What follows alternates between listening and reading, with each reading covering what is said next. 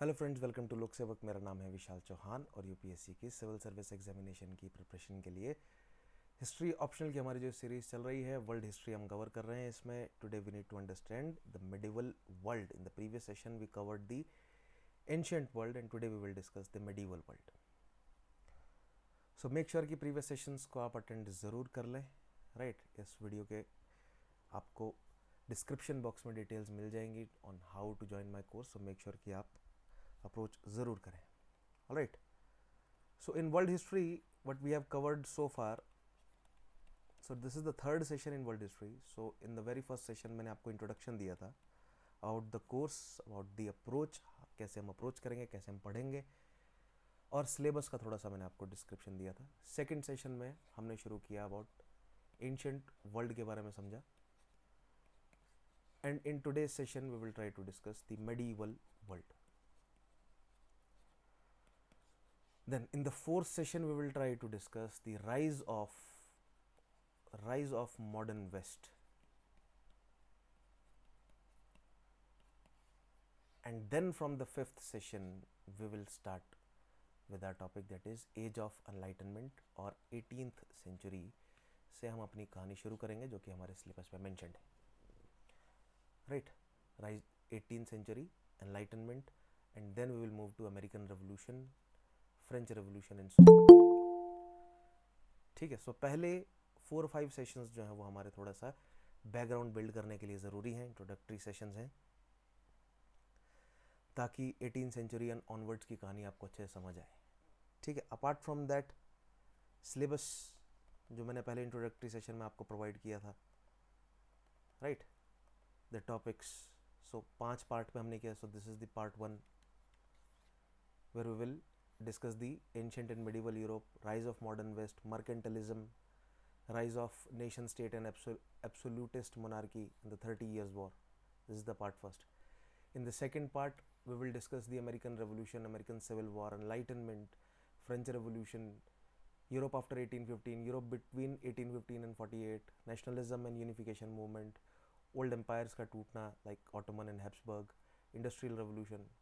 Then this will be the part 5th, जहाँ पर नई आइडियोलॉजीज हमें डेवलप होती हुई नजर आएंगी, खासतौर पे socialism and Marxism, colonialism and imperialism, then Bismarck's policy, then the world wars, first world war and the second world war, the period between the two world wars, the impact of these wars and all those things. That will be our part 3rd. Right, this will be the part 2nd, this will be the part 3rd. Part 4th will be the Cold War. Cold War के दौरान जो भी घटनाएं घटी, we will try to understand that. And part 5th will be the aftermath of cold war, till present times तक क्या क्या development हमें ग्लोबली देखने को मिली है. Alright, so that is how we will approach, and this is the book list. मैंने पहले भी कई बार मेंशन किया, you need to go through the old and new NCERTs obviously. Then Ranjan Chakravarti is a history of modern world, Norman Lowe's modern world history, then James Joll's Europe since 1880 and David Thompson's Europe since Napoleon. If you are able to cover these books, apart from the material that I provide, the slides जो मैं आपको session में दिखाता हूँ, that is the material, और जो questions मैं discuss करूँगा धीरे धीरे, बिकॉज पहले थोड़ा सा बैकग्राउंड बन जाए, then we will enter into questions. Book reading classroom में जो पढ़ रहे हैं हम, then book reading and then answer writing. ठीक है, ये आपका प्रोसीजर होना चाहिए, ये आपकी अप्रोच होनी चाहिए पूरे सब्जेक्ट के लिए. ठीक है, क्लास में जो पढ़ा, देन उसके बाद आपने बुक रीड करनी है, एंड देन उसके बाद आपको आंसर्स लिखने हैं, देन आंसर्स इवेलुएट करवाने हैं मुझसे, फिर उन आंसर्स का evaluation. Right, and not just class में जो पढ़ा है उसका रिवीजन, आंसर राइटिंग के साथ साथ आपको रिवीजन पर भी जोर रखना है.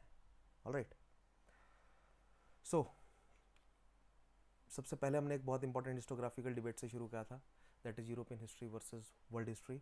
Then we entered into the ancient and medieval Europe, या पहले हमने एंशिएंट वर्ल्ड के बारे में समझा.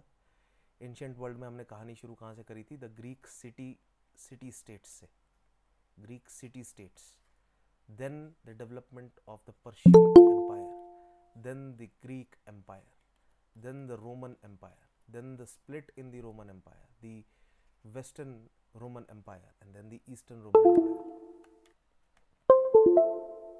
the Western Roman Empire and the Eastern Roman Empire. the disintegration of Western Roman Empire will result into the rise of, eventually will result into the rise of feudalism in Europe. The Eastern Roman Empire will stand strong for almost a millennia, right? But then will result into its own disintegration, which we will study in today's session, that will pave way for the rise of Muslim powers in all of the West Asia and parts of Europe, right? That we will try to understand in today's session. So the Persian Empire, the Greek Empire, then the Roman Empire, then the ancient religious sects. So this much we have already covered in the previous session. Today we will start with the medieval age. So make sure कि previous sessions अच्छे से attend आप ज़रूर कर लें. All right. So the term medieval period first came to be used for the history of Europe. Then the term came to be applied even in context of other continents as well. So medieval यानी बीच का period, किसके बीच का? Ancient and modern, right? ये जो terminologies use की गई हैं ये सिविलाइजेशन के डेवलपमेंट को रिफ्लेक्ट करती हैं, right? Ancient civilisations were supposed to be more primitive, modern civilisations are supposed to be more progressive, and medieval is in between, that was considered as the dark times. So ये जो तीन हिस्से में जो division किया है western scholars ने European history का, ये इसी फंडे पर बेस्ड था कि एंशियंट टाइम्स जो हैं वो they were relatively primitive times, which is not entirely correct, right? Because of the presence of the Persians और द ग्रीक्स और द रोमन्स और द चाइनीज और the Indians, right? They were not all that primitive in their political institutions or social institutions or cultural institutions and all those. Then comes the medieval times, which they portrayed as dark times or the dark ages they called them. With deeper scrutiny हमें समझ आता है कि ये dark ages वाला जो classification इन्होंने किया है ये भी सही नहीं है. And then comes the modern times, right? In modern times Europeans, they portrayed themselves as rather progressive, right? And उनकी कोशिश क्या रही थी, जैसे हमने प्रीवियस सेशन में देखा था यूरोसेंट्रिक व्यू में क्या समझा था हमने, कि खुद को पोर्ट्रे कर रहे हैं as the most progressive people और बाकी सभी कॉन्टिनेंट में रहने वाले लोगों को वो बारबरिक बता रहे हैं, प्रिमिटिव बता रहे हैं, या तो उनके इंस्टीट्यूशंस को वो बारबरिक बता रहे हैं, जो कि एंटायरली करेक्ट नहीं है. उसके लिए काउंटर पॉइंट्स काफ़ी सारे हैं और वैलिड काउंटर पॉइंट्स हैं हमारे पास, right? Likewise, traditionally, medieval age was projected as the age of the decline. So, ancient में, when we will understand the concept of Renaissance, right? So, these Persians or the Greeks or the Romans, Chinese or Indians, they were relatively at higher standards. What happened? What were the standards of living or what the polity of the medieval period? जैसे मैंने आपको example दिया था, the Romans or the Greeks or the Chinese or the Indians, they used to have huge armies. They used to maintain huge standing armies, right? In hundreds of thousands. But then during medieval period, the states or the kingdoms thus formed, they were not able to maintain those huge numbers. That suggests कि economy इनकी weak हो गई, right? जिसे age of decline की तरह portray किया गया है. और even dark age in juxtaposition to the modern age. किसके हिसाब से dark age? According to the modern times, dark age कहा medieval period को किसने? European scholars ने, which was supposed to be progressive. But later such view received serious challenge from different historians, right? उन्होंने establish किया different historians ने कि नहीं, इतना dark भी नहीं था, right? क्योंकि कुछ factors थे जिस वजह से decline जो है वो नज़र आता है हमें, बट कुछ फैक्टर्स ऐसे भी हैं जो रिलेटिवली प्रोग्रेसिव एलिमेंट्स जो हैं वो दिखाते हैं, लाइक गॉथिक आर्किटेक्चर का डेवलप होना, राइट? इंटरनल ट्रेड का डेवलप होना, और देन इंटरनल ट्रेड जो है वो एक्सटर्नल ट्रेड से जुड़ा. So it was not all that declining phase. Science and technology में थोड़ा डिक्लाइन देखने को मिला, but at the same time few people were working in that field also. It was rather age of conflict. Conflict बहुत ज़्यादा था इस period में, ऐसा नहीं है कि बाद में कॉन्फ्लिक्ट नहीं था. यहाँ पर जो कॉन्फ्लिक्ट चल रहा था थोड़ी देर में डिस्कस करते हैं. That conflict led to the destruction of many such cities जहाँ पर प्रोग्रेस चल रहा था, like Damascus, like Jerusalem, like Isfahan और बगदाद फॉर दैट मैटर. कई ऐसी सिटीज़ जहाँ पर प्रोग्रेस चल रही थी, उन सिटीज़ को जब सैक किया गया, बर्बाद कर दिया गया, तो जो प्रोग्रेस का प्रोसेस है वो हैम्पर हो गया. So now it is widely believed that instead of being the age of decline, this age was impregnated with new potentialities. In context of Europe, we find that it was during late medieval age that the seeds of modernization were sown. So early medieval age in Europe shows a relative decline, but during the later medieval age हमें धीरे धीरे development जो है वो होती हुई नजर आएंगी. ठीक है, especially after the decline of Constantinople or Renaissance का period. This phenomena is true of the other continents as well. In fact, it was medieval Europe that prepared in Europe the basics of commercial revolution to the cultural fermentation. Now, this concept, the rise of modern West, जब मैं next session में समझाऊंगा तो we will go into this detail. How feudalism ends, the fall of Constantinople, how it resulted into the Renaissance in Europe that eventually established the monarchies, absolutist monarchies, and then हमें सी voyages देखने को मिलेंगे, commercial revolution देखने को मिलेगा, cultural fermentation देखने को मिलेगा. We'll discuss about all these points in tomorrow's session. Now, in the same manner in India, late Mughal period came to be known as early modern age after the death of Aurangzeb in 1707. Right? धीरे धीरे हमें modern age की तरफ जो है वो development होता हुआ नजर आएगा. Now, putting aside such debate, if we focus on the political structure of Europe, we come to know two different empires existed in Europe at that time. दो important empires की बात करेंगे, एक तो है बाइजेंटियम और दूसरा है Holy Roman Empire. First is the eastern Roman Empire और द बाइजेंटीन और बिजेंटीन एम्पायर. क्यों इसको बिजेंटीन एम्पायर कहा जा रहा है? सो कॉन्स्टेंटीन फर्स्ट ने कैपिटल जो है वो रोम से शिफ्ट कर दी. जब till 5th century Germanic invasion Rome पर इतना हावी हो गया कि कॉन्स्टेंटीन को कैपिटल रोम से शिफ्ट करनी पड़ गई. कहाँ शिफ्ट करी उसने शिफ्ट करी an old Greek town by the name of Byzantine. Byzantine में कॉन्स्टेंटीन फर्स्ट ने कैपिटल शिफ्ट करी और अपने नाम पर कैपिटल का नाम रखा कॉन्स्टेंटिनोपल. और वहां से ईस्टर्न रोमन एम्पायर जो है वो बिल्कुल क्लियरली अलग हो गया from the Western Roman Empire. Even after the decline of Western Roman Empire, Eastern Roman or Byzantine Empire did not simply exist, but also it maintained urban prosperity in its region, right? And Eastern side थोड़ा सा Greek influence जो है वो ज़्यादा था. Western side Greek plus Roman influence था. Eastern side Greek influence जो है वो ज़्यादा था.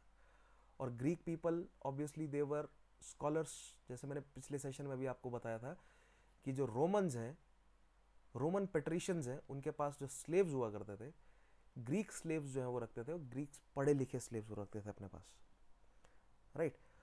तो जो ईस्टर्न रोमन एम्पायर कॉन्स्टेंटीन जाकर जब एस्टेब्लिश कर लिया, जिसे आज हम इस्तांबुल बोलते हैं, वहाँ पर ग्रीक स्कॉलर्स और रिलेटिवली पुराने जो मेथड्स हैं उनको अलाइव रखने की कोशिश की गई.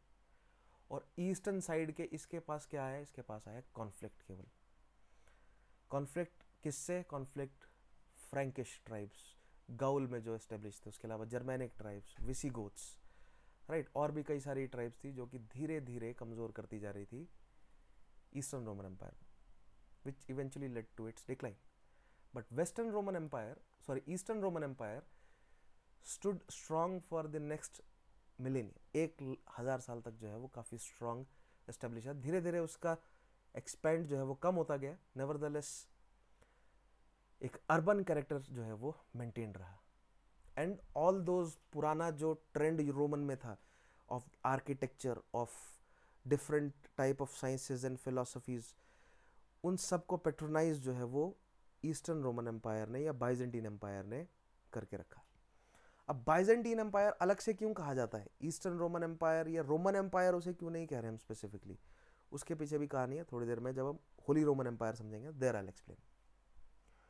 But as a result of decline of Constantinople in 1453 due to Turkish invasion, this empire was eclipsed. So Mehmed II Ottoman और उस्मान डायनेस्टी से बिलोंग करता है, who finally conquered in 1453 and laid waste to the city of Constantinople, और लगभग 1/3 population जो है वो ख़त्म कर दी गई और वहाँ से बेघर हो गए लोग। और वो फिर निकल कर कहाँ गए वो लोग, स्कॉलर्स, जो ग्रीक स्कॉलर्स वहाँ पर बैठे हुए हैं, पुराने रोमन स्कॉलर्स, पुरानी रोमन आइडियोलॉजीज लेकर जो बैठे हुए हैं लोग पिछले 1000 साल से, वो वापस गए Italy.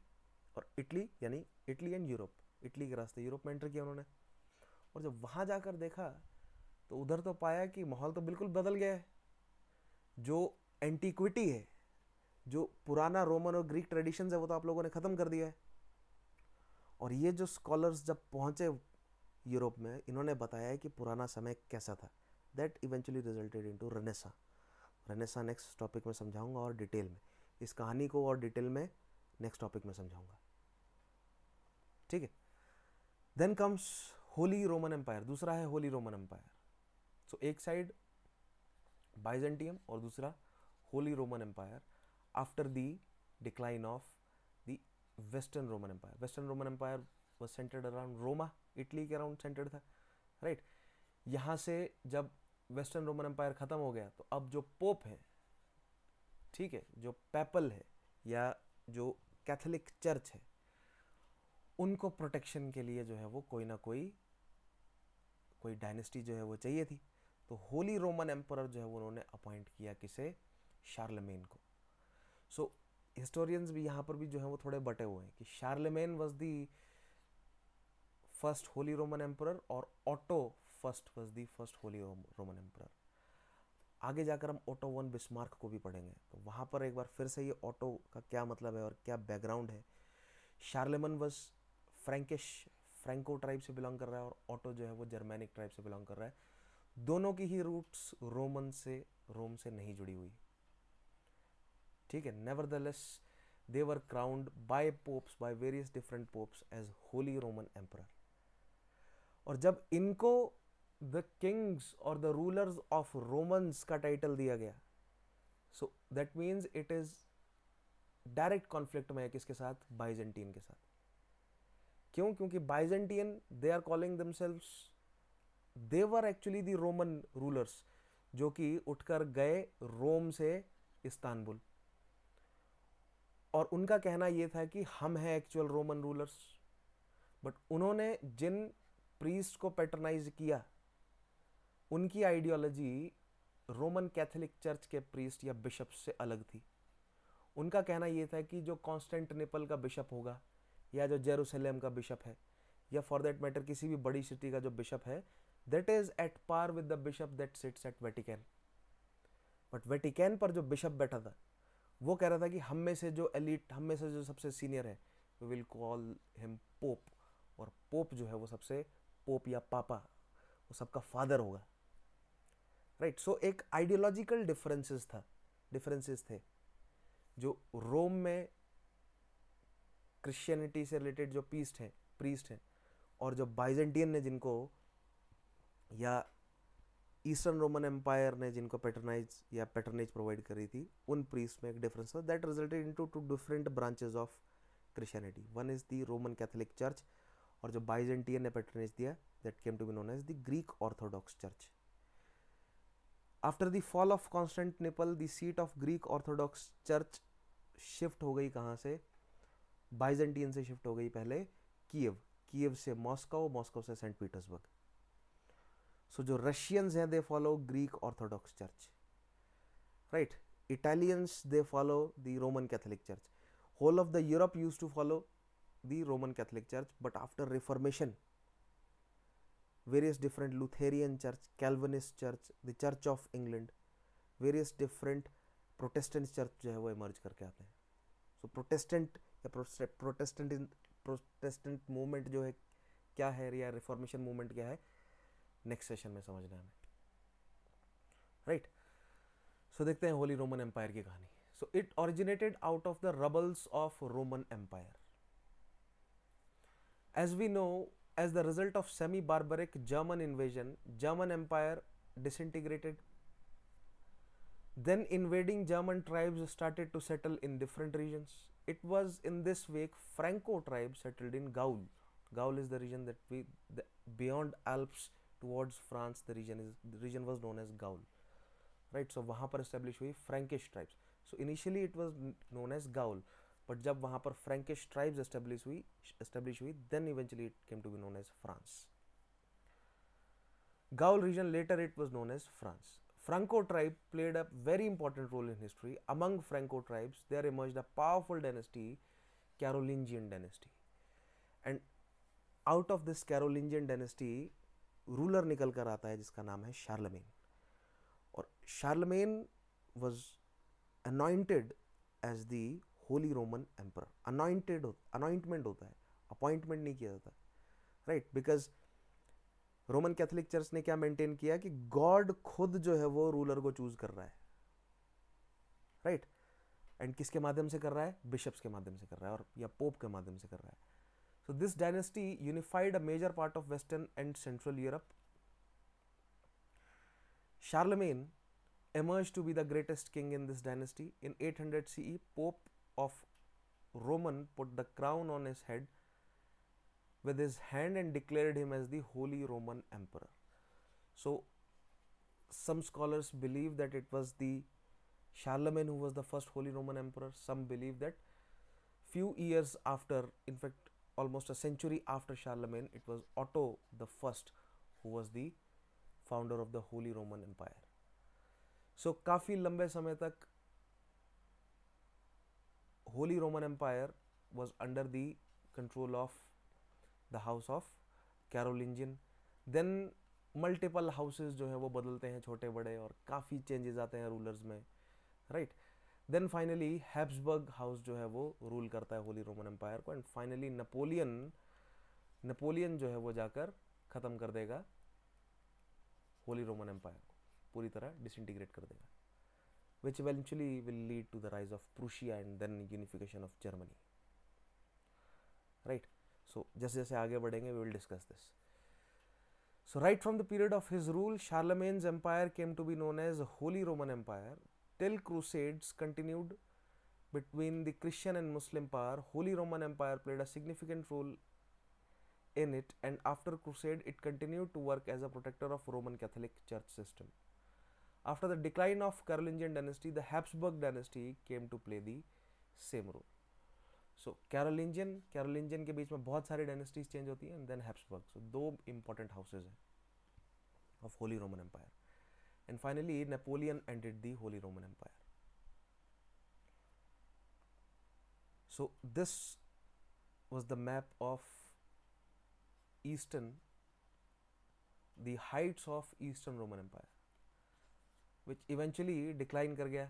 This was the height of Justinian के Justinian एक रूलर था, Justinian फर्स्ट, उसके टाइम का मैप है ये.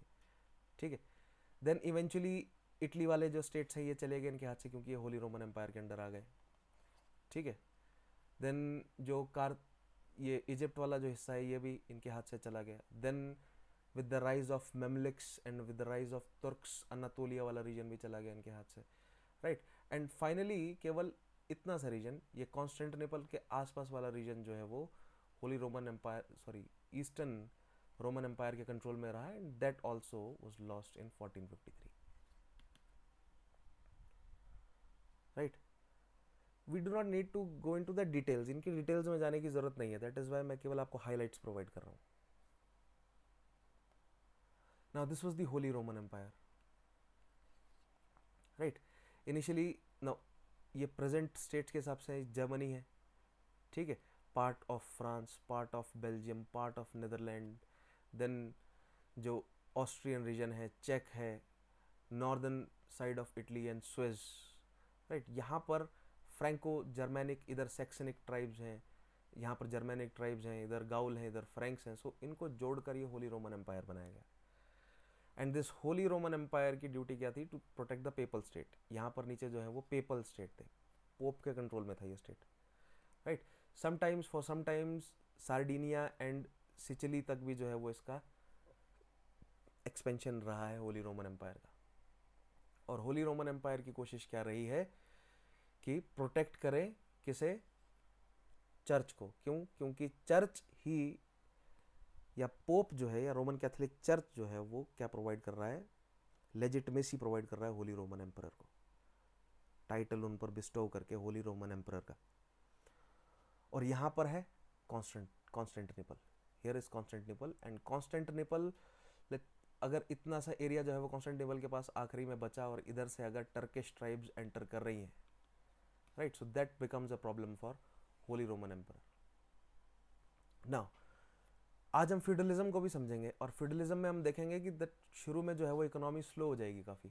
ऑब्वियसली वेस्टर्न रोमन एम्पायर के डिक्लाइन के बाद जो छोटे छोटे स्टेट्स यहाँ पर डेवलप हुए डिफरेंट ट्राइबल चीफ्टन्स के अंडर, बहुत ज़्यादा अग्रेरियन हो गई सोसाइटी।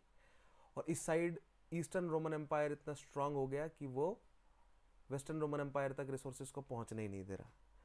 बट धीरे धीरे मुस्लिम पावर इतनी स्ट्रांग हो जाएगी कि धीरे धीरे और कम शक्ति जो है वो और कम रिसोर्सेज पहुंचेंगे यूरोप तक।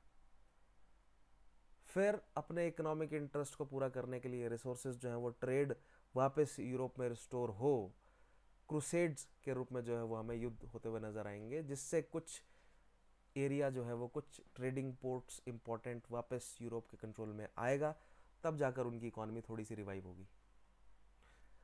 फ्यूडलिज्म और क्रूसेड थोड़ी देर में समझेंगे, तो there I will go into details.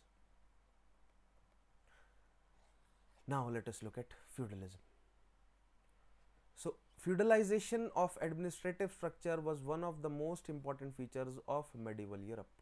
Feudalization of the administrative structure. Now, as we have observed earlier, due to the barbaric German invasions, Western Roman Empire had disintegrated. So Europe में western Roman empire disintegrate कर गया। Western Roman empire जो है वो काफ़ी strong centralised empire था। अब इसके डिसइंटीग्रेशन के बाद जगह किसने ली? वेरियस ट्राइबल चीफ्टन्स ने। अब उन वेरियस ट्राइबल चीफ्टन्स के पास ना ही एक्यूमेन था, ना ही रिसोर्सेज थे कि जिस तरह का सेंट्रलाइजेशन रोमन्स ने किया हुआ था वैसा वो करें, राइट। तो उन्होंने छोटे छोटे स्टेट्स बना लिए। अब जो छोटे छोटे स्टेट्स बन गए आपस में कॉन्फ्लिक्ट में है, इकोनॉमी कैसे चलेगी उनकी? इकोनॉमी चल रही है उनकी केवल अग्रेरियन प्रोड्यूस पर, जो वो टैक्स कर पा रहे हैं उस पर अपनी इकोनॉमी चला रहे हैं, राइट। दूसरी side Eastern Roman Empire develop हो गया। अब ईस्टर्न रोमन एम्पायर जो है वो अपने आप को कॉन्फ्लिक्ट से अलग रखना चाहता है, तो उसने, और ट्रेड उसके हाथ में आ गया। कौन से वाला ट्रेड? इजिप्ट के रास्ते से जो ट्रेड है, पर्शियन गल्फ के रास्ते से जो ट्रेड है, सेंट्रल एशिया से और इंडिया वाले रास्ते से ज़मीनी मार्ग से आने वाला जो ट्रेड है, वो पहुंच रहा है ईस्टर्न रोमन एम्पायर के पास, बाइजेंटियन एम्पायर के पास। और वो वेस्टर्न एम्पायर जो थोड़ा सा पेपल स्टेट्स के आसपास बचा है वो उसको नहीं दे रहा। और जर्मेनिक ट्राइब्स को कमज़ोर रखना ज़रूरी है, तो वहाँ तक वो ट्रेड पहुँचने नहीं दे रहे, राइट। सो इससे क्या हो रहा है? इकोनॉमिक बैकवर्डनेस जो है वो फैल रही है यूरोप में, which will eventually result into the strengthening of feudalism. Then invading German tribes neither had the acumen nor inclination to revive the empire again. Instead of, different chiefs preferred to establish their rule in different regions and continued to collect taxes from peasantry. In absence of any organized state for securing protection, even peasants submitted before local chiefs. Thus emerged feudalism, which was based on a hierarchy in which king was the uppermost level.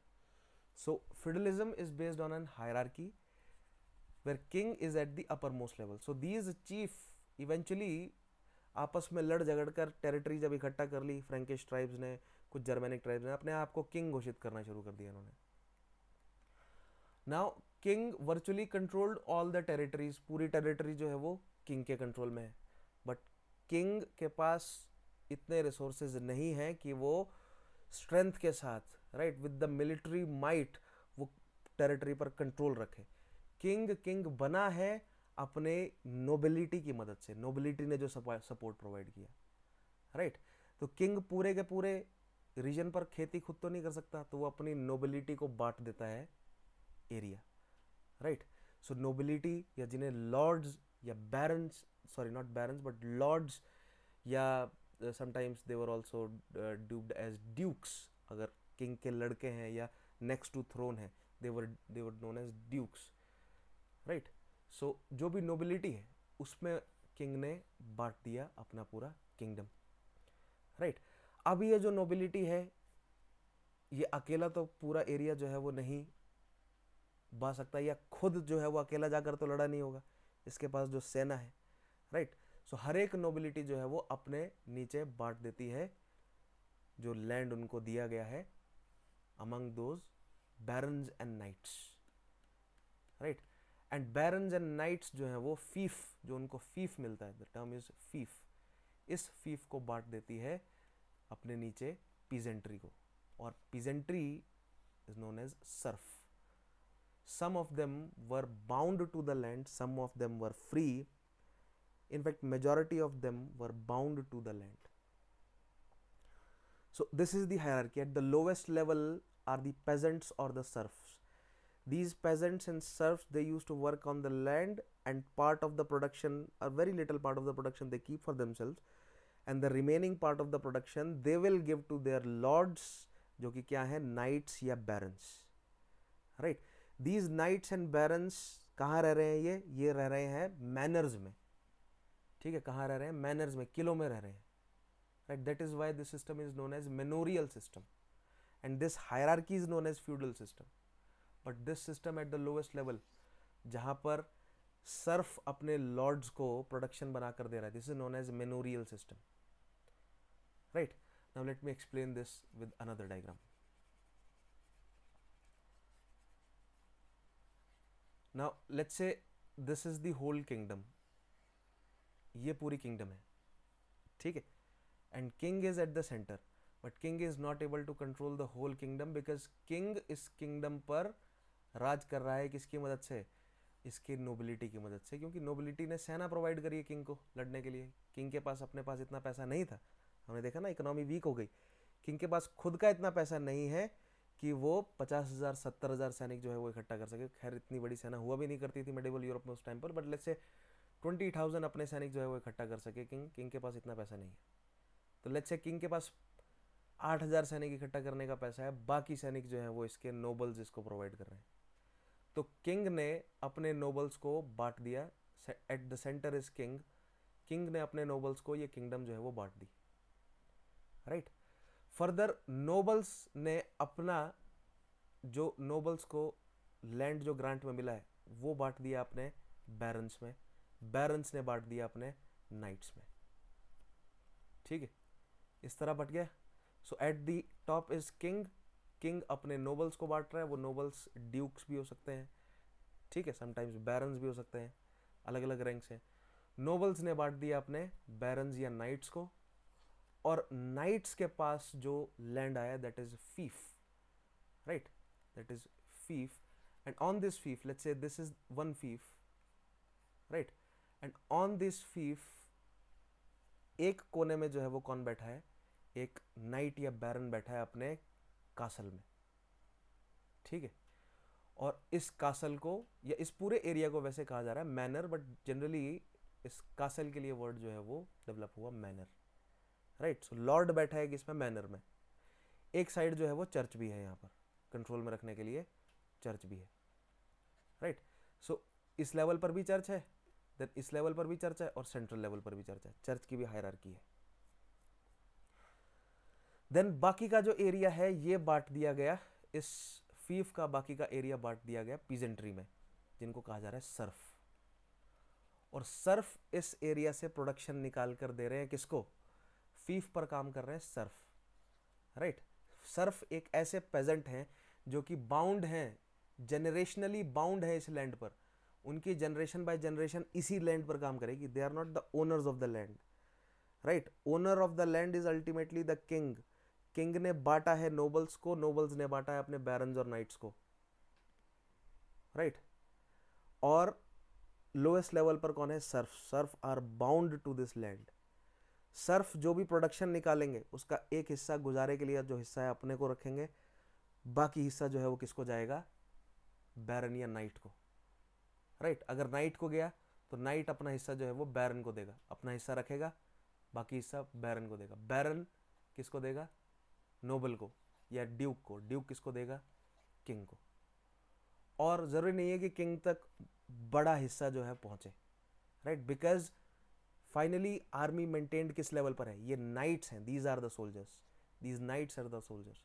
तो knights के पास जो है वो सबसे ज़्यादा पैसा रहता था, क्योंकि सबसे ज़्यादा संख्या भी उन्हीं की थी, राइट। सो नाइट्स के पास पैसा सबसे ज़्यादा डिस्ट्रीब्यूट होता था, then to the barons, then to the dukes and then to the king, right. This is the feudal system, कि नीचे से ऊपर तक जो है वो डिस्ट्रीब्यूशन हो रहा है रिसोर्सेज का, and king is dependent on their nobles to serve them militarily when they are in need. Nobles are dependent on their barons. Barons are dependent on their knights. Knights were the soldiers, right? And this is the feudal system. And manorial system क्या है? Manorial system happens at the lowest level. This is a manor. Manor is held by a lord. That lord can be a knight, baron, or duke, right? So manor is held by a lord, and lord will stay in their castles, right, which were eventually known as the manors, and this lord will collect revenue from the serfs. Serfs were bound to life, and generationally they are bound to that land. And not just that, these nobles, in nobles को जो land grant में दिया गया है, या barons को जो दिया जाएगा, knights को जो दिया जाएगा, all of this is generational.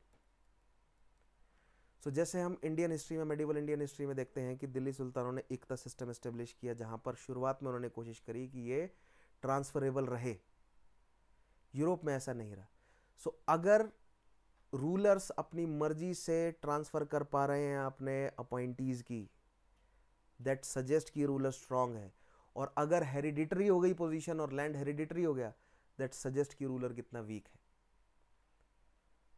In feudal system, king was supposedly at the top of the hierarchy but was very weak, because king was किस पर डिपेंडेंट था king? अपनी nobility पर। Now these nobles, they were the relative of the king, so sometimes they challenged the authority of the king, right, and sometimes they considered themselves to be the better options, right, of being king. So the loyalties of the barons and the knights were generational, but eventually confusion जो है वो create हो गया, क्योंकि मान लीजिए इस फीफ का एक नाइट जो है वो इस फीफ के बैरन से जो है वो लॉयल्टी रखता है, बट बैरन जो है वो किंग से नहीं रखता, राइट, या ये बैरन यहाँ के नोबल से लॉयल्टी रखता है, right. This resulted into this confusion in the loyalties, resulted into everlasting conflicts between these ये feudal lords के बीच में conflict, and that resulted into further weakening of the state, और बहुत मुश्किल हो जाता था kingdoms को बनाए रखना, ठीक है। England as a kingdom establish करने के लिए कई जनरेशन लगी। विंचेस्टर के जो लॉर्ड्स हैं, विंचेस्टर के जो किंग्स थे, उनको इंग्लैंड को यूनिफाई करने के लिए मर्सिया, विंचेस्टर, ईस्ट एंग्लिया, वेल्श, और perhaps I am missing one more, 4-5 छोटी किंगडम्स को जोड़कर जो है वो इंग्लैंड बनाया गया, और बहुत लंबा समय लगा इंग्लैंड को बनाने के लिए, लगभग 150 सालों का समय लग गया। क्यों? और छोटा सा है इंग्लैंड, देखते हैं हम मैप में, छोटा सा है। उस इंग्लैंड को यूनिफाई, और उसमें मैं स्कॉटलैंड को और आयरलैंड को तो जोड़ ही नहीं रहा हूँ, और वेल्श वाले हिस्से को, राइट, ये ब्रिटेन वाले हिस्से को तो मैं जोड़ ही नहीं रहा हूँ उसमें, इंग्लैंड, केवल इंग्लैंड वाला हिस्सा। And the reason was this in conflicts, और इन अंदर के कन्फ्लिक्ट्स की वजह से यूरोप जो है वो कमजोर होता जा रहा था, राइट। बट अगर अंदर के कॉन्फ्लिक्ट्स को बाहर चैनल कर दिया जाए तो अंदर के कॉन्फ्लिक्ट्स हो जाएंगे रिजॉल्व, और यूरोप जो है वो स्ट्रांग होगा। और वही हमें क्रूसेड्स में देखने को मिला, अंदर के कॉन्फ्लिक्ट्स को चैनल कर दिया बाहर की तरफ, क्योंकि उन्हें इवेंचुअली समझ आया कि हम आपस में इतना ज़्यादा क्यों लड़ रहे हैं, क्योंकि प्रोडक्शन नहीं है हमारे पास, पैसा नहीं है हमारे पास। पैसा कहाँ है? ईस्ट में है। ईस्ट में कौन बैठा है? एक जगह जेरूसलेम पर, या जो भी इंपॉर्टेंट पोर्ट सिटीज़ है वहाँ पर सारेसन्स बैठे हैं, right, they used to call Muslim Saracens. वहाँ पर मुस्लिम शक्तियाँ तुर्क्स बैठे हैं उधर, और एक जगह बैठा है बाइजेंटियम। तो बाइजेंटियम जो है वो क्रिश्चियन पावर है, उसको अपने साथ अगर हम जोड़ लें तो हम सारेसन्स को जो है वो मुस्लिम्स को कंट्रोल में कर सकते हैं। अगर वो ट्रेडिंग पोर्ट्स हमारे कंट्रोल में आ गए तो फिर हमें फिर इन फाइटिंग की जरूरत ही नहीं है। तो let us channel our forces towards there, right. So many kings and sometimes popes initiate जो है वो पोप्स ने किया, but many times many kings ने अपनी तरफ से भी बैठकें बुलाकर शुरुआत करी है क्रूसेड्स की। थोड़ी देर में क्रूसेड्स को समझते हैं। So this was feudalism. Now the king used to provide जागीर टू लॉर्ड्स और अर्ल। अर्ल टर्म यूज होता है, right, for the nobles. Nobles को अर्ल बनाया जाता है, राइट। अगर नोबल्स जो है वो in the line of throne हो तो उन्हें ड्यूक्स कहा जाएगा, ठीक है। जनरली हम उन्हें नोबल्स कह सकते हैं। So at the helm are the kings, right. Kings के नीचे हैं अर्ल्स, अर्ल्स के नीचे हैं बैरन, बैरन के नीचे हैं नाइट्स, नाइट्स के नीचे हैं पीजेंट्री, राइट। पीजेंट्री में भी क्लासेस हैं। पीजेंट्री फ्री पीजेंट्री है, इंडिपेंडेंट है, या सर्फ है यानी बाउंडेड है वो लैंड के साथ, राइट। एंड नीचे से ऊपर तक जो है वो सर्विस रेंडर की जा रही है। who in return rendered military service to the king. Now then even the lord offered a part of his fief to a subordinate baron who also used to give patronage to knights. Now all were bound to each other through loyalty and patronage, right. So king जीता है kingdom, तो ये पूरा kingdom king का, king ने बांट दिया अपने अर्ल्स में, अपने नोबल्स में, अपने ड्यूक्स में, राइट। उन्होंने बांट दिया अपने बैरन्स में, बैरन्स ने बांट दिया अपने सोल्जर्स, अपने नाइट्स में। नाइट्स जो है वो मैनर्स में बैठे हैं, ठीक है। और ऐसा नहीं है कि नाइट्स मैनर्स में बैठे हैं ना, बैरन भी कुछ हिस्सा जमीन का अपने पास रखेगा, बाकी अपने नाइट्स में बांट देगा। अर्ल भी कुछ हिस्सा जमीन का अपने पास रखेगा, बट एक फैमिली जो है वो इतना बड़े एरिया पर खुद तो कंट्रोल नहीं कर सकती ना, तो बांटना पड़ेगा, वो बैरन्स में बांट दिया। और किंग जो है वो कुछ हिस्सा अपने कंट्रोल में रखेगा, जिसे हमने मेडिवल में खालिसा लैंड के रूप में पढ़ा है, और रेस्ट जो है वो अपने अर्ल्स में बांट देगा, right. Now all were bound to each other. King के पास जो है वो इनमें से सबसे ज्यादा जमीन जो है वो किंग के पास हुआ करती है, ठीक है। So let's say if this is the kingdom, तो किंग के पास जो है सबसे ज्यादा जमीन है, और बाकी जो है वो बटी हुई है नोबल्स में। बट अगर नोबल्स जुड़ जाएं आपस में तो किंग को ओवर पावर कर सकते हैं। किंग के पास सबसे ज्यादा जमीन का कंट्रोल है, बट इतना ज्यादा नहीं है, इतना ज्यादा रिसोर्सेज नहीं है किंग के पास कि पूरे के पूरे एरिया को अपने कंट्रोल में रख सके, जो कि बाद में हमें देखने को मिलेगा एब्सोल्यूटिस्ट मोनार्कीज के रूप में जब हम पढ़ेंगे, ठीक है। सो अभी रिलेटिवली किंग की पोजीशन जो है वो ड्यूरिंग मेडिवल टाइम किंग की पोजीशन कमजोर है। रोमन एम्पायर के टाइम पर किंग की पोजीशन बहुत स्ट्रांग थी। मेडिवल टाइम में किंग की पोजीशन जो है वो वीक है, बट आफ्टर रेनेसां जो एब्सोल्यूटिस्ट मोनार्कीज जो डेवलप होंगी वहां पर किंग की पोजीशन बहुत स्ट्रांग हो जाएगी अगेन। फिर राइज ऑफ मिडिल क्लास होगा, आइडियोलॉजिकल चेंजेस होंगे और पॉलिटिकल चेंजेस लाने की कोशिश की जाएगी, किंग की पोजीशन फिर कमजोर हो जाएगी। वहां पर कॉन्स्टिट्यूशनल मोनार्कीज बनाने की बात होगी, एंड समटाइम्स डेमोक्रेसीज बन जाएंगी all together, right. Now all were bound to each other through loyalty and patronage. In this system, the position of king was weak as he depended on subordinate lords for military support and also for feudal or dues, right. So cash या kind में, पहले kind में जा रहा था, फिर eventually cash में पहुंचना शुरू हुआ। आफ्टर द क्रूसेड्स, जब क्रूसेडर्स के कंट्रोल में थोड़ा सा ट्रेड आ गया तो फिर कैश फ्लो यूरोप की तरफ बढ़ा, थोड़ा बुलियंस पहुंचना शुरू हुआ तो अब कैश में पेमेंट होनी शुरू हो गई। तो किंग भी अपने नोबल्स को कैश में जो है पेमेंट दे सकता है, और लड़ने के लिए सोल्जर कैश में जो है वो ले सकता है, मर्सनरीज को कैश में हायर कर सकता है।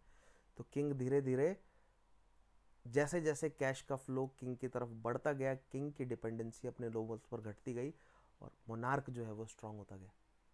कैश का फ्लो कैसे, ट्रेड बढ़ेगा, कॉलोनियलिज्म होगा, किंग चार्टर लिख कर देगा, क्वीन चार्टर लिख कर देंगे ट्रेडिंग कंपनीज को कि तुम जाओ ट्रेड करो अपने नाम पर और हमें साल का इतना हिस्सा दे देना। किंग के पास पैसा आएगा, किंग का कंट्रोल बढ़ता जाएगा, राइट। सो कहीं ना कहीं इकोनॉमी से ये कहानी सारी जुड़ी हुई है। Now feudalism was having an economic dimension too. Feudalism is marked by ruralization of economy in which trade and money economy played an insignificant role, right?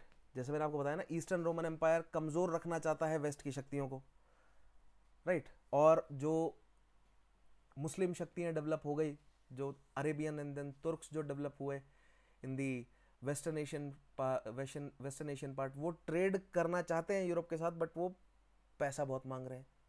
Europe के पास इतना पैसा नहीं है कि वो खर्चा जो है वो निकाल सके, उतना बड़े लेवल पर ट्रेड कर सके। And at the same time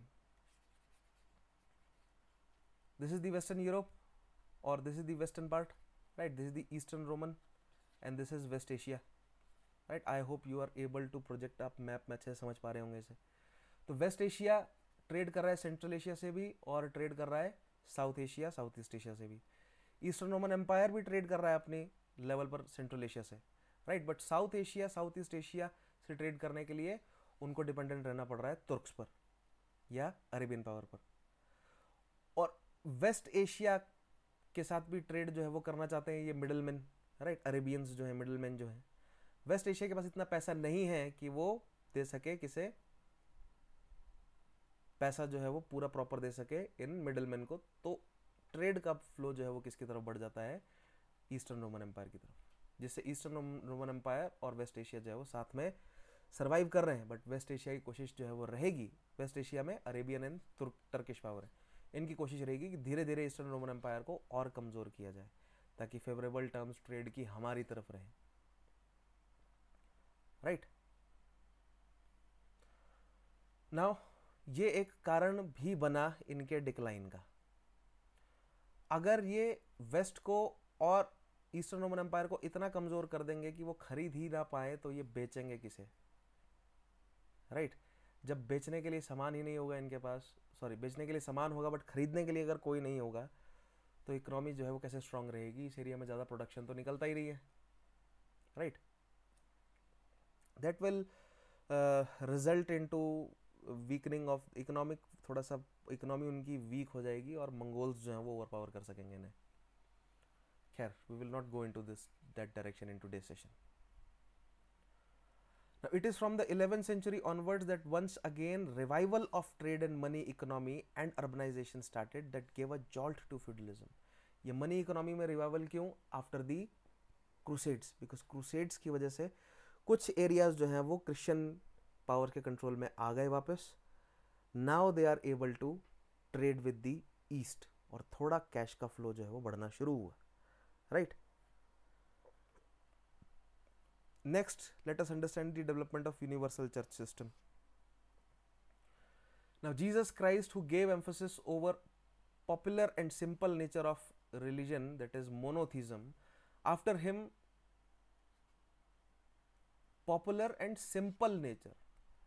Jesus Christ was not the advocate of different, क्या बोलते हैं हम उन्हें, ceremonies और इस तरह की जो क्या बोलते हैं साल्वेशन से रिलेटेड जो भी प्रोसीजर होते हैं, डिफरेंट रिचुअल्स होते हैं, डिफरेंट सेरेमनीज होती हैं, इस पर जीसस क्राइस्ट का एम्फोसिस नहीं था। After him two earlier saints, Saint Paul and Saint Augustine also discouraged ritualism while declaring faith to be the means of salvation. Salvation के लिए क्या जरूरी है? Faith, right, initially. But later धीरे धीरे रिलीजन में अब रिचुअलिज्म जो है वो ऐड होना लग जाएगा। जैसे हमने एथिक्स में पढ़ा था ना, रिलीजन के 4 हिस्से होते हैं जिसमें से एक इंपॉर्टेंट है ritualism. But later there appeared two other saints Peter Lombard and Thomas Aquinas who infused formalism and ritualism into the Christianity. और यहाँ पर 7 सैक्रामेंट्स का कॉन्सेप्ट जो है वो डेवलप हुआ, that a Christian must do this 7 sacraments. They declared that it was not faith but good works से, अच्छे काम करके। and who will decide this good work? the church will decide. जो चर्च कहेगा वही सही है। सो चर्च का कंट्रोल अब पॉपुलेशन पर बढ़ने लगा। पहले केवल फेथ की कहानी थी, अब गुड वर्क्स की बात आ गई, या 7 सैक्रामेंट्स को फॉलो करने की बात आ गई, या 7 सिंस को अवॉइड करने की बात आ गई, राइट। गुड वर्क्स क्या है वो बताएगा चर्च, राइट। तो चर्च ने कह दिया कि साइंस को फॉलो करना ठीक नहीं है, तो जला दो लोगों को जो साइंटिफिक बातें कर रहे हैं हल्की सी भी, उनको विचेस और विजर्ड्स बना बताकर जला दिया गया। इस तरह के इवेंट्स देखने को मिले जिससे साइंस एंड टेक्नोलॉजी में डिक्लाइन आया। That is why many scholars dubbed this period of early medieval age in Europe as dark ages, right. Now they declared that it was faith but good works which helped someone to move on the path of salvation, but they interpreted good works in a very personalized manner. Different popes, different bishops के अपने अपने interpretations, अपने अपने political, economical and social interest के according. Now for them good works meant guidance by the priest and the 7 sacraments of Christianity.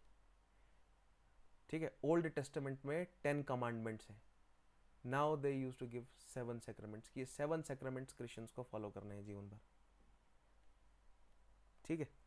In other words they declared that priest is the selected lot by God and so every Christian should follow his instruction. So God, right, and then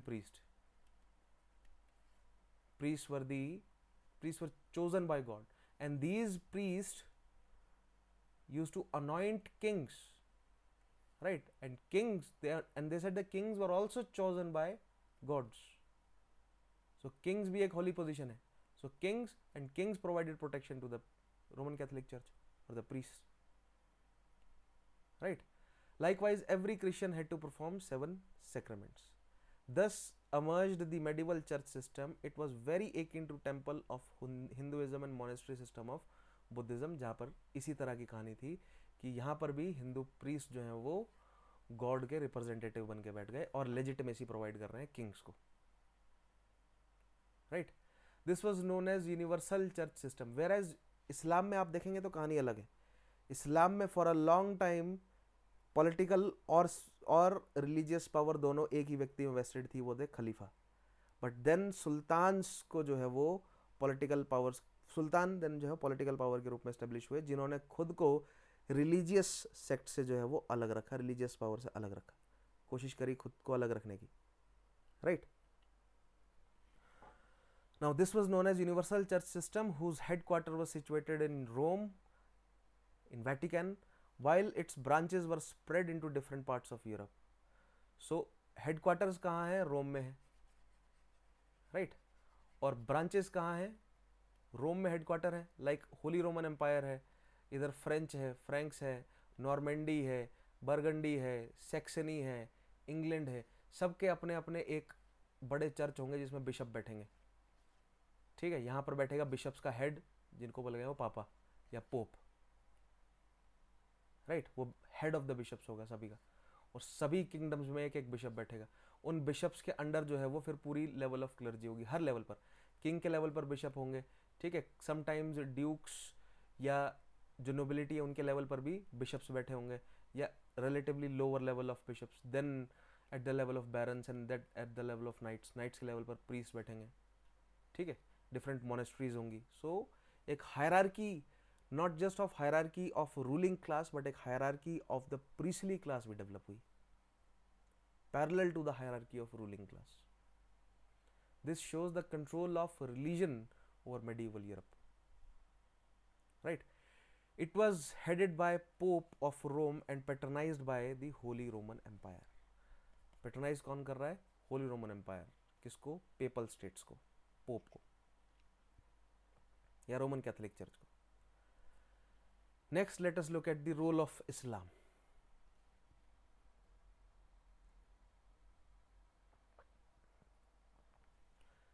So Arabian region was a desert region जहाँ से इस्लाम का rise हुआ. So we will try to understand the rise of Islam. Right. Now except some green belt at Mecca, there was dearth of agricultural land. कुछ area Mecca के अराउंड जो है वो हरा भरा है, उसके अलावा रेगिस्तान है सऊदी पूरा। This region was peopled by different tribesman. Arabian region में ट्राइब कौन से रह रही है? बेदुइन ट्राइब्स रह रही है, बेदुइन्स। और बेदुइन ट्राइब्स है और उनका ऑक्यूपेशन क्या है? सिंस एग्रीकल्चरल लैंड नहीं है तो या तो वो पेस्टोरलिस्ट बन जाएं जानवरों के ऊपर, राइट, नोमैडिक पेस्टोरलिस्ट बन जाएं। पास्चर लैंड भी तो नहीं होगा ना, तो पूरी तरह पेस्टोरलिस्ट भी नहीं बन सकते वो। या तो वो फिर ट्रेड पर डिपेंडेंट रहे। As an occupation they adopted trade because due to continuous military conflict between Byzantine, Persia में before the rise of Islam Persia में है ससेनियंस। Sassanians were the Zoroastrians, remnants of the Achaemenid Empire, right? So Byzantine और Sassanians में जो है वो constant conflict है, क्यों? To control the trade routes, right? इस constant conflict का फायदा जो है वो किसे हुआ? Arabian traders को हुआ, क्योंकि now they can formulate ports and they can channel the goods towards the Europe and the West Asia and other regions, right? So a new route through Syria and Yemen provided these tribes new opportunity in trade. अब trade जो है वो develop होने लगा, trade develop होने लगा तो अब ये ट्राइब्स में कॉन्फ्लिक्ट जो है वो और बढ़ गया, इनफाइटिंग और ज़्यादा बढ़ गई कि ट्रेड को कौन कंट्रोल करके रखेगा। Now these tribes are warring tribes. So in such social, economical, political turmoil, there was a need for unification in this region, and that need, that vacuum was filled by Prophet Muhammad. Even Prophet Muhammad associated with a tribe known as Quraysh. Most of the tribes were pagans. They were polytheistic and they were idolaters. They worshipped various idols. Mecca, apart from being an economic center, was also a religious center as well. On a wall of a structure at Mecca, there was a black stone which was known as Kaaba, right? And on that structure, जिसको बाद में squarish structure बना दिया, इसके around जो है वो बहुत सारी मूर्तियां लोगों ने आकर अपने अपने डिफरेंट ट्राइब्स ने अपनी अपनी मूर्तियां देवी देवताओं की लगा रखी थी, right? Different tribes placed an idol of their gods in the shrine of Mecca. In relation to among different tribes, apart from religious issues, economic issues also involved. Obviously these tribes different देवी देवताओं को follow कर रहे थे और उस पर based जो है वो लड़ाइयाँ थी इनकी, प्लस इकोनॉमी पर कंट्रोल करने की लड़ाई थी. So due to continuous intra tribal conflict and war, trade was hampered. Islam, through propagating monotheism and the concept of universal God, tried to remove tribal and religious division both. Right? So after getting divine revelation in 610 Muhammad had intense spiritual experience. Divine revelation उसे कहते हैं, which where Jibrail or Gabriel gave him the knowledge, eternal knowledge of God. and वहाँ से idea जो है वो मोहम्मद के दिमाग में आया है कि हमें यूनिफिकेशन की ज़रूरत है, हमें इन सभी आइडल्स को यहाँ से हटाना पड़ेगा और मोनोथिज्म की ज़रूरत है. तो आइडोलेटरी के अगेंस्ट उन्होंने प्रीचिंग जो है वो करनी शुरू कर दी. एक रिलीजन जो है वो एक रिलीजन ऑफ पीस बनाने की बात जो उन्होंने शुरू करी. So it started with an idea of making it a religion of peace, but like any other religion, eventually इसमें पॉलिटिकल, इकोनॉमिकल, सोशल एलिमेंट्स जो हैं वो ऐड होते गए. बट इसकी शुरुआत कहाँ से हुई थी? कॉन्फ्लिक्ट को ख़त्म करने के लिए, ठीक है. बट मक्का में जो है वो प्रॉफिटहुड जो है वो बिगिन किया मोहम्मद ने अपना. Within a few years, Muhammad had a small group of Meccan followers who accepted his religious ideas. They came to be known as Muslims or Muslims, that is those who had submitted to Allah. Right? The religion itself was called Islam, a term implying submission. Right? To submit.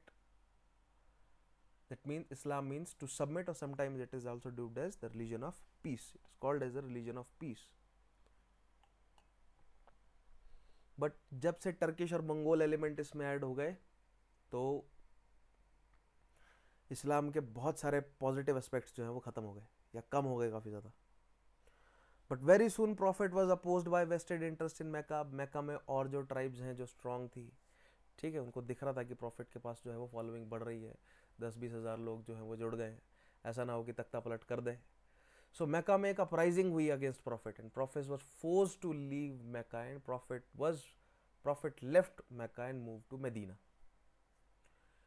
Its interest was threatened by undiluted monotheism propagated by a prophet. So Mecca turned to be a hotbed for prophet who deported to Medina with his followers due to safety reasons. Then Medina पहुंचकर उन्होंने फिर से जो है वो अपने ideas को propagate करना शुरू किया और थोड़ा सा पॉपुलर सपोर्ट पाया. और जब मोहम्मद शाह को लगा कि उन्होंने पॉपुलर सपोर्ट जो है वो इकट्ठा कर लिया है, they return back to Mecca and conquered back Mecca. The incident took place in 622. This incident of hijra और पलायन और migration. And in the history of Islam, the incident was marked as the beginning of Hijri era. Hijr means भटकना और पलायन करना या migrate करना. और यहाँ से इनका कैलेंडर शुरू होता है हिजरी एरा 622 CE से. Now it was at Medina that Prophet laid the foundation of Islamic State. यहाँ से मदीना से इस्लामिक स्टेट की कहानी शुरू होती है. Islam was different in nature from other sects as under Islam. Now how Islam was different from Christianity or Judaism or Hinduism or Taoism or Confucius or Buddhism and Jainism. In all these other religions, the rulers, they were not the religious heads. In Islam, the political ruler was also the spiritual and religious ruler, religious head, right? So religious and temporal power both were combined into a single person, that was the Prophet Muhammad. After the death of Prophet Muhammad, after him a series of caliphs continued his line of succession. Right, after Prophet Muhammad, it was declared after his death that there will be no prophet after Prophet Muhammad. In the line of various prophets starting from Abraham, they track their lineage from Abraham. After Prophet Muhammad, there will be no prophet, and only the caliphs, the servants of or the followers of Prophet Muhammad, will be the spiritual and the political leaders. So after the demise of Prophet Muhammad, first the Rashidians, then the Abbasi, right, and कई सारी जो है वो different caliphate ने rule किया. So Prophet then returned back to Mecca in 630, right, and military force से they captured Mecca. और यहाँ से military force का concept जो है वो शुरू हुआ. So Mecca and Medina became the twin centers of Islam. He died in 632 and was succeeded by some 4 caliphs: Abu Bakr, Umar, Usman and Ali. These were known as the Rashidun Caliphate, right? They were the followers of Muhammad Shah. So we have discussed this. इसको हमने थोड़ा detail में discuss किया इन medieval Indian history. या जब हम medieval Indian history पढ़ेंगे तो there I'll go into details. The rise, the foundation, the rise and the spread of Islam. ठीक है. Now Islam, apart from being a religious movement, proved to be a bigger political movement in the history of medieval age. ये जो expansion था in the name of Islam, जो expansion किया गया, ये अब जो नए कैलिफ्स बने इनको ये पॉइंट बहुत अच्छा लगा कि in the name of Islam हम political expansion कर सकते हैं. अब देखिए ये ना एक पॉजिटिव फीडबैक वाला या नेगेटिव फीडबैक भी आप इसे कह सकते हैं. जितना आप एक्सपेंड करते जाएंगे उतना उस कॉन्कर्ड एरिया को कंट्रोल करने के लिए रिसोर्सेज लगेगा, उतना ज़्यादा आपको एक्सपेंड करना पड़ेगा. फिर एक्सपेंड करेंगे उतना ज़्यादा आपको रिसोर्सेज लगेंगे, उतना ज़्यादा एक्सपेंड करना पड़ेगा. And there will come a limit. The limit will be posed by your technology and communication, right? Your information technology, your communication technology, your transport technology, that will limit you to manage that sizable increment जो आपने लिया है expansion में, ठीक है? And that will eventually result into collapse of your empire, जो कि rise में भी हुआ इस्लाम के और collapse में भी हुआ. मतलब जो भी caliphs rise करती हैं. तो time and again मैंने आपको कहा है that the history is nothing but the history of technology है. खास तौर पर कौन सी technology? Communication technology, transport technology. Now the fight which prophet had started for capturing Mecca was soon converted into fight for expansion, right? क्यों? क्योंकि अब macaca Medina को मैनेज करने के लिए रिसोर्सेज चाहिए, तो बाकी का पूरा जो है वो, मतलब एटलीस्ट द वेस्टर्न साइड जो है वो, जहाँ से रेड सी का ट्रेड चल रहा है, इसको अपने कंट्रोल में लाना ज़रूरी है. ठीक है, ये कंट्रोल में लेकर आए. अब इसको मैनेज करने के लिए यहाँ पर जो पोर्ट्स है इस साइड जो है, इनको मैनेज करना ज़रूरी है. इनको मैनेज करने लगे तो फिर लेवांत भी जरूरी है। सो ऐसे ऐसे धीरे धीरे करते करते एक्सपेंशन होता गया। Now following factors made a contribution to expansionist policy under Islam. पहला क्या है? Prophet Muhammad was declared to be the last one in the series of prophets which started with Abraham, prophets of Jews, as well as he was followed by Jesus Christ. So Abrahamic religion इसलिए हम बोलते हैं Judaism, Christianity और Islam को, because all believe that Abraham was one of their prophet. But difference lies in the fact that Islam claimed that Prophet Muhammad's message was the latest and the most authentic version, और बाकियों का नहीं है। ठीक है, Judaism और Christianity का नहीं है, हमारा लेटेस्ट है, तो हमारा फॉलो करना पड़ेगा।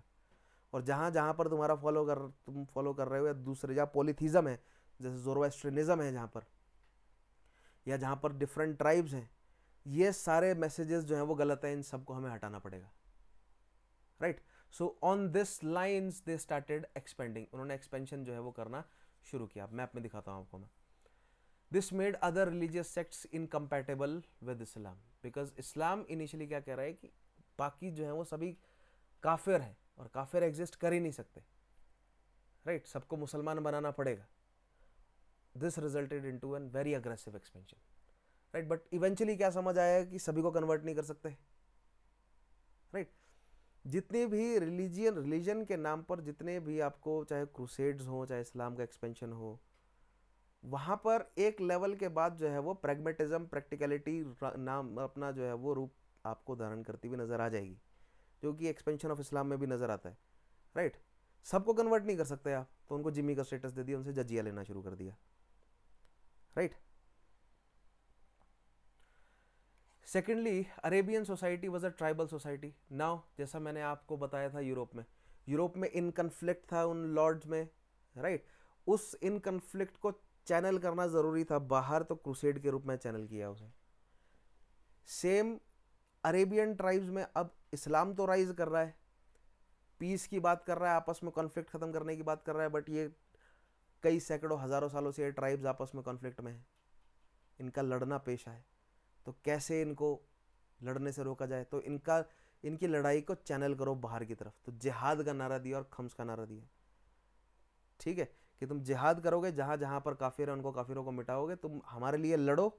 वॉरिंग ट्राइब्स हैं ये, पैसे के लिए लड़ते हैं, तुम लड़ो। लूट के 5 हिस्से में से 4 हिस्सा तुम्हारा, 1 हिस्सा हमारा। तो वो आगे सब पहुंच गए लड़ने के लिए, और हो गया, बहुत बड़ी बड़ी सेनाएं बननी शुरू हो गई। Secondly Arabian society was tribal society, and therefore many war mongering tribes which even after converting to Islam could not be turned into peaceful loving community suddenly. Thus, through the slogan of jihad, internal conflict was channelized outside, जिससे expansion भी हो जाए, internal stability भी बनी रहे। Right? Lastly, Islamic State was in need of more and more resources which could have been managed through war booties. मैंने आपको बताया ना, जितना बड़ा स्टेट होता जाएगा उतना ज़्यादा रिसोर्सेज चाहिए, फिर और बड़ा करना पड़ेगा मैनेज करने के लिए। Then there will come a time जब आपकी टेक्नोलॉजी आपको लिमिट कर देगी फर्दर एक्सपेंशन से। Not just technology, there are other factors also, but technology is one of the great factor. Now this started unrestricted expansion of Islamic power, conquering the region of Palestine, then Syria, then Egypt, Persia, Central Asia, Sindh in India. It also reached doorstep of Europe that resulted into crusades. So this is the rise of or expansion of Islam. So it started from Makkah and Medina. First they conquered the eastern side. जब इससे काम नहीं चला तो they had to conquer all of the peninsular region, right? Then they conquered Egyptian region, the northern African region, the Syrian, Israel, Palestine, Armenian region, Iran, Afghanistan, right? And eventually they reached to Sindh wala area also, right? And the Umayyad Caliphate, they also expanded to the Iberian Peninsula. The Spanish Peninsula is known as Iberian Peninsula. So Iberian Peninsula तक पहुंच गए. अब यहाँ पर देखिए इधर कौन है, किंगडम ऑफ लोम्बार्डी है, लोम्बार्ड्स हैं इधर, यहाँ किंगडम ऑफ फ्रैंक्स है, राइट? और इधर बैठा है कौन, इतने एरिया में बैठा हुआ है कॉन्स्टेंटिनोपल, कॉन्स्टेंटीन बैठे हैं यहाँ पर ईस्टर्न रोमन एम्पायर बैठा है. तो ईस्टर्न रोमन एम्पायर जो है वो ट्रेड कर ले रहा है थोड़ा बहुत वेस्ट के साथ, सॉरी ईस्ट के साथ, यूरोपियंस नहीं कर पा रहे, right.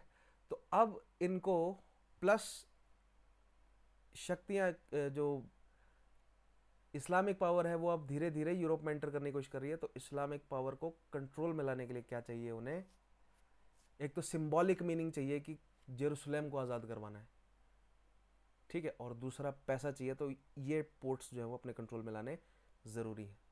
That resulted into crusades, और फिर उसके रिजल्ट में हमें क्रूसेड्स जो है वो देखने को मिलती, right.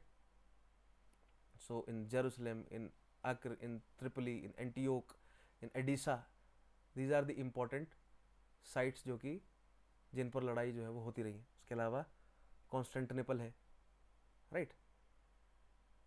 So now let us look at the crusades. Majorly 3 crusade हैं, बट कई समटाइम्स 8 या 9 क्रूसेड्स का भी जिक्र आता है, बट मेजरली क्लासिफिकेशन आप कर सकते हैं 3 क्रूसेड्स में। 3 crusades were fought between the Christian and Islamic power, between Christian state of Europe and Islamic power. So Christian state of Europe कौन कौन से हैं? इंग्लैंड है, फ्रैंकिश है, होली रोमन एम्पायर है, ठीक है, पोलिश स्टेट्स हैं, और उसके अलावा और भी हैं, छोटी छोटी डचीज हैं और छोटे छोटे किंगडम्स हैं, राइट। और यहाँ पर पेपल स्टेट है, पोप का जो स्टेट है, राइट। और इधर बाइजेंटियम है। तो ये क्रिश्चियन स्टेट्स हैं।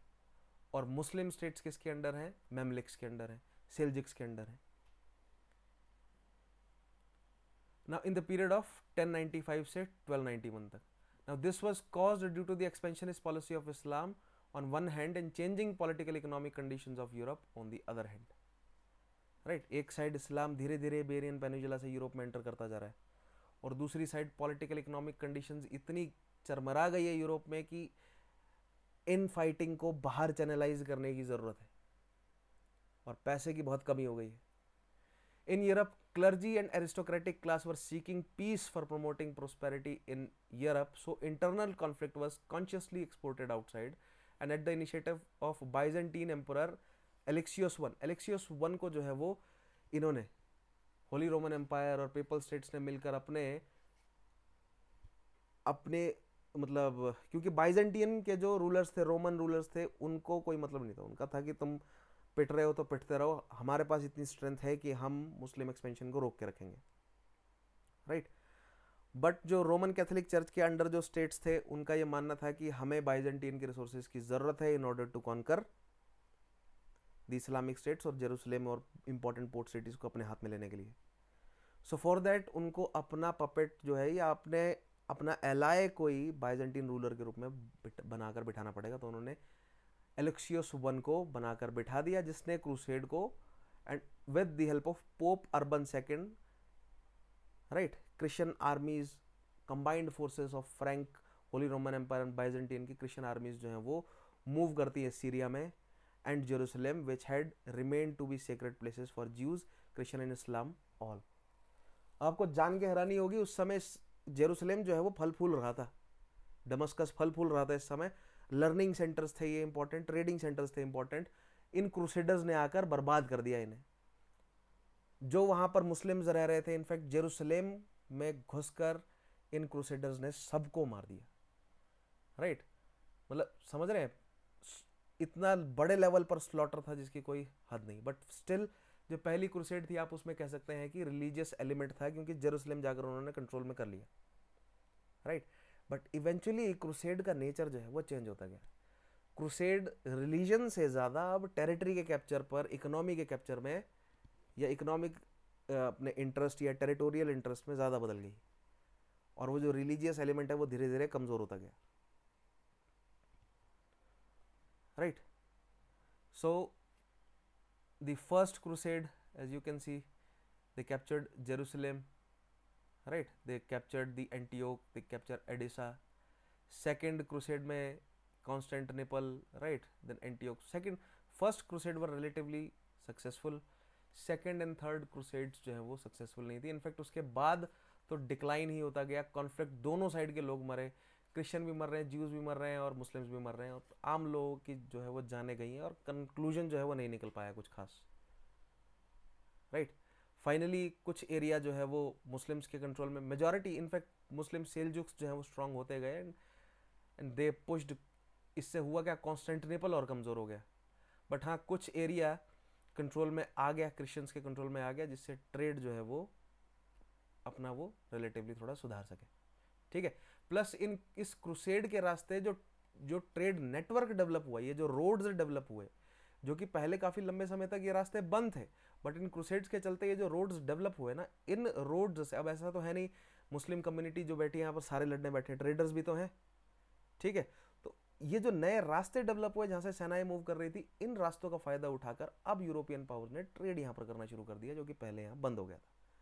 इससे थोड़ा सा जो इकोनॉमिक हालत है वो यूरोप में सुधरने लगी, थोड़ा सा करेंसी, थोड़ा सा गोल्ड और सिल्वर जो है वो यूरोप की तरफ मूव करना शुरू हुआ। ठीक है, so that is some of the basics of medieval Europe or medieval world. In the tomorrow session we will discuss the rise of modern West. Right, कल के सेशन में ये डिस्कस करेंगे। All right, so that is all for today. Make sure कि previous sessions जितने भी मैंने लिए हैं अभी तक उनको आप अटेंड ज़रूर कर लें और आगे आने वाले सेशन के साथ आप ज़रूर जुड़े रहें। All right, so that is all, मिलते हैं नेक्स्ट क्लास में। Take care, have a nice day.